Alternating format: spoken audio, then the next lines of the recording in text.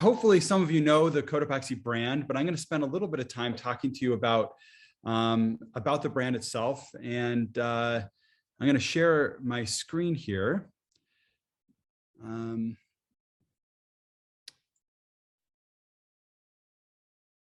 Perfect. So, Cotopaxi is the name of a volcano in Ecuador, where I grew up as a child. My dad was an adventurer, and I ended up moving to Latin America when I was 4 years old.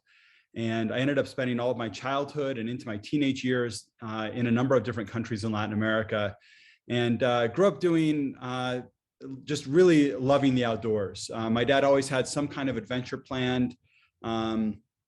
Whether it was floating down the Amazon on a self-made raft, fishing for piranha, or going and surviving on uninhabited islands, spearing fish and eating coconuts to survive. These are the kind of things I grew up doing, and I developed a deep love for the outdoors. And for every adventure my dad had planned, my mom had, she had scheduled things with our family where we would be spending time giving back. And I didn't grow up in a wealthy home. In fact, by US standards, we probably would have been considered poor. But it felt like we had so much compared to everyone around us. And what I recognized from a very young age was how lucky I was. I remember one of my earliest memories was seeing children that were my age, 3 or 4 years old, that were completely naked on the sides of the street. And even at that young age, I understood something was wrong. And I had to learn to reconcile why my life was different. And what I learned from this young age was that I wasn't smarter or harder working or more deserving or more ambitious. I had a different life simply because of where I'd been born. And so from the time I was a child, I knew that this is what I wanted to spend my life on. And I ended up, when I was in college, I was back in the United States, and I went to college here. My family was still living in South America.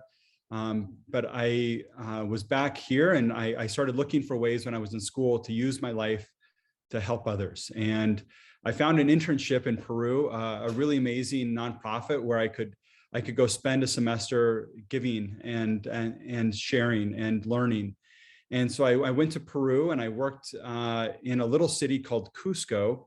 Hopefully some of you have maybe been there. Others might recognize the name from the llama from Emperor's New Groove. But this is just an amazing little city in the mountains of Peru, near the ruins of Machu Picchu. And while I was in the city, the first few hours I was there, I was blown away by this really magical place. Just ruins everywhere, and just this fascinating culture.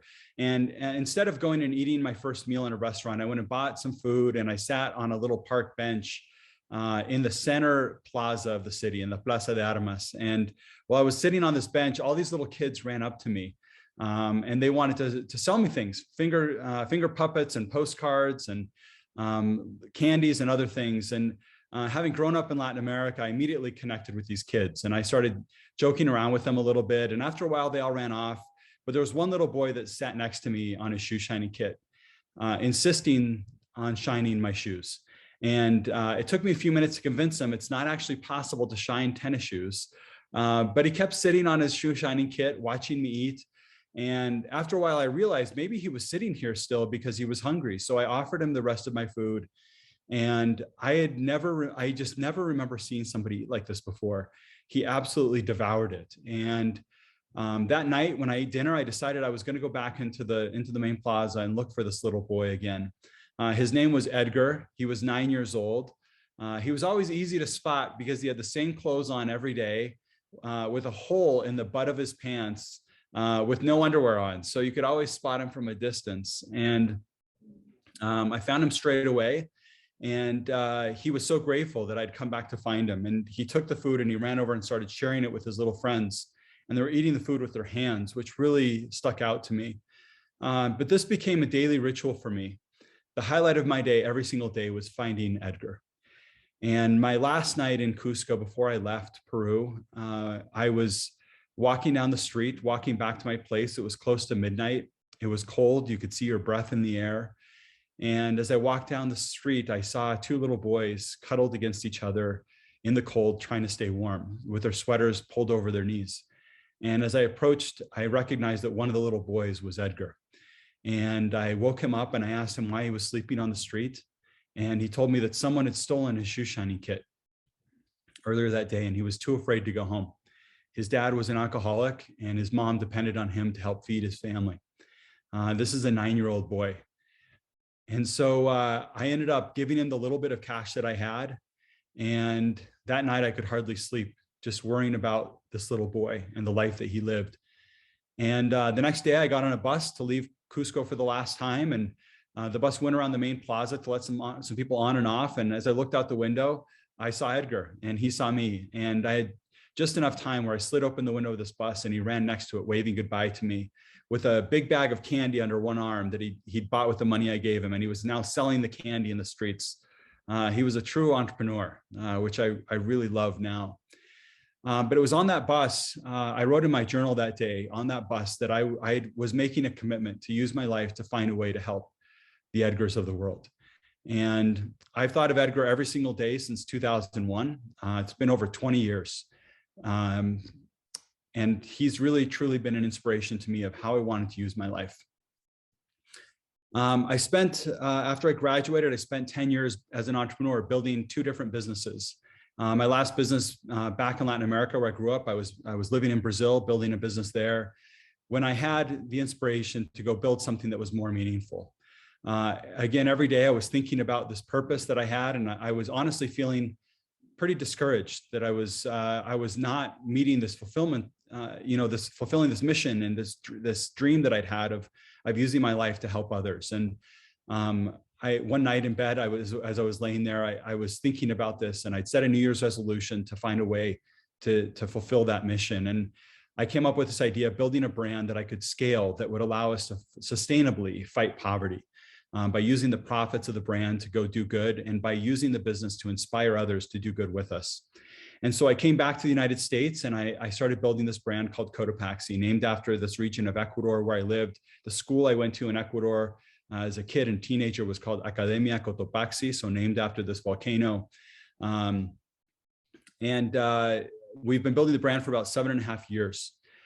We build amazing outdoor products. We make backpacks and bags and jackets and other outdoor gear. And we've even done some really fun collaborations like with Hoka and Teva, but all focused on this idea of using a brand to do good in the world and to change capitalism for the better, to use a business and a brand to show that you can do capitalism differently.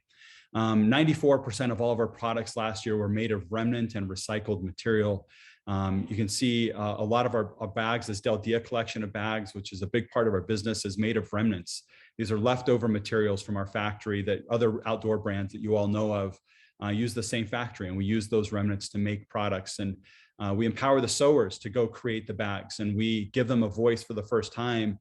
They get to go, they're amazing, talented artisans and craftsmen that generally just sew the same thing over and over and over that someone else tells them to make. And instead, they have the creative power to go choose what materials and what colors to use, with the only rule being to make no bag alike. So this Del Dia collection is made of these remnant materials, and every bag is unique. And then we use the brand to go do good and to fight poverty. Last year, we helped almost 1.3 million people living in poverty around the world. Most of our focus is on Latin America, and especially the Andes region where I lived in Ecuador, Peru, and Bolivia. And it's something I'm just incredibly proud of.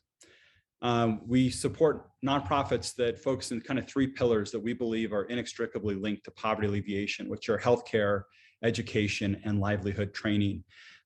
So we don't really have a buy one, give one model. This isn't us giving away a product. We really are trying to tackle the very root of causes of poverty. And we believe that we can eradicate and be a part of this movement of eradicating extreme poverty. And my goal is to do that in my lifetime, to be a part of that mission.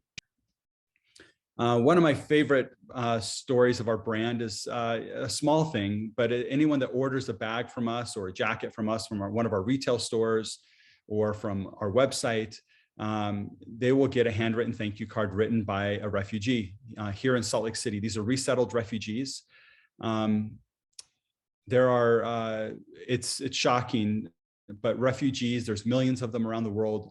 1% of refugees are ever resettled. And here in Salt Lake City, in our community, we've had 30,000 refugees that have been resettled over the last 20 years. And it's a big part of our community, and we're so proud to have them here. And a lot of these refugees, when they arrive, are having to learn a new language. They're having to learn new job skills. And we created a job club at our company where our team volunteers to teach how to create a resume, how to do a job interview. And many of these refugees can get their first job working with us. And one of the programs we have is this refugee card writing program, where they write the thank you card in their native language. They write their name, where they're from, and what language they speak. And so it's just another great touch point that allows us to further our mission and further our impact. Many of you, may be wondering whatever happened to that little boy, Edgar, that I met in Peru in 2001. And I've wondered the same thing for years. I wondered whatever happened to him, if he was able to go to school, if he had, as he's entered adulthood, was he able to find a career that was fulfilling to him and start a family maybe. Well, a few years after starting Cotopaxi, I decided I needed to go try to find him. And I knew it was an impossible task. I only knew his first name. I knew he was 9 years old in 2001, and I knew he shined shoes. That's about all I knew. But I was armed with a picture of him sitting on his shoe shining kit and a little 13-second video of him running next to this bus waving goodbye to me. And with that, I went into Cusco for the first time since I'd lived there as a college student. And I started showing people these images. And through a series of miracles, I ended up finding Edgar. And it was one of the most beautiful and fulfilling moments of my life. And we spent a day together where he told me his life story, and he wanted to show me his home. He was so proud to show me this little home that he'd helped build. And so we took a little bus up into the hills of Cusco and then walked up the side of this little mountain to get to his home. He told me that his mom had died giving birth to his younger brother when Edgar was 11, and that his father had died of alcohol abuse a couple of years later. So they ended up living on the streets for a number of years and in shelters, and he's raising his younger siblings. And we got to his home, and he was so proud to show it to me. And we got there, it was a home made out of mud, and the toilet was a hole in the ground. And there was a part of me that was so discouraged to see how he was living. But then there was another part of me that was so proud of him because he was so proud of what he'd accomplished on his own. And we started talking about what his dreams were, what his ambitions were, and what he could, if he could do anything, what would he want to do? And he talked about this dream that he'd had of becoming a tour guide because he knew Cusco better than anyone. He'd grown up on the streets. He'd learned English quite well, speaking to tourists every single day. He was still selling things on the streets to tourists until that day. But he talked about how to become a tour guide, there was a 3-year program that you had to do, and there was no way he could do it. So we made an agreement where if he did well in school, I'd help him with this program. And I started getting, pictures of his report cards, and, he did pretty well most of the time, which just really proud of how he was balancing everything. And after 3 years, he graduated, and in 2020, he was set to graduate. And of course, this was all disrupted by COVID-19 pandemic. And so he reached out to me, and we're in touch every week. He's one of the most active Facebook users on the planet. So we're in touch constantly. But he sent me a note the first week of May in 2020 and said, I am embarrassed. I don't know how to tell you this. And I'm embarrassed that I have to ask for help, but I am desperate. We have no food. We have no work. Their tourists are not even allowed to come into the country. And so I have no way to sell them things. I have no way to give tours. I don't know what to do. And I went to bed that night just ill, worrying about him and not sure even how I was supposed to help. Like, do I just send him money? I didn't want to be in a situation where he was just constantly reliant on me anytime he needed help. And that night I was kind of kind of sleepless and rolling around all night thinking about it. And at 5 in the morning, I ended up having this idea that I knew would work. And I reached out to him first thing in the morning and gave him the idea and asked if he'd be interested in doing it. And the idea was if he could create a virtual walking tour of Cusco, a 30-minute walking tour that would allow people that were stuck in their homes during this pandemic to go experience a part of the world that I think everyone wants to go see and experience. And I didn't create the video for him. I didn't do translation for him. He did everything on his own. And that was part of the goal, was for him to be able to learn to do this on his own. And it took some practice, and it took some doing it a few different times and learning some good lessons. And he ended up creating a really great video. And even the subtitles that he did at the end were pretty good. And it was just amazing to see Edgar as he is now has his own small business. And I shared this online, and we ended up having over 1,000 people that ended up buying these $10 tickets, virtual tickets to watch his tour. And so he's got a small little storefront now in Cusco where he sells paintings, which is what he was doing on the streets before when I met him, and where he also provides tours. And so it's his own business, and he's building it in his own way. And it's just so inspiring to see the life that he's lived. This is my question for each of you, really, is who is your Edgar? Who is the person or the thing that can inspire you every single day to look beyond yourselves?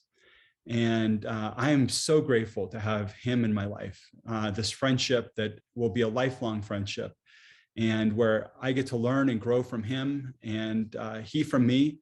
And we have this support where we can look out for each other. And it's been such an inspiring friendship for me, and really is the inspiration behind the brand of giving back and doing good and finding the way that we can use whatever talents we have in life to lift and help other people.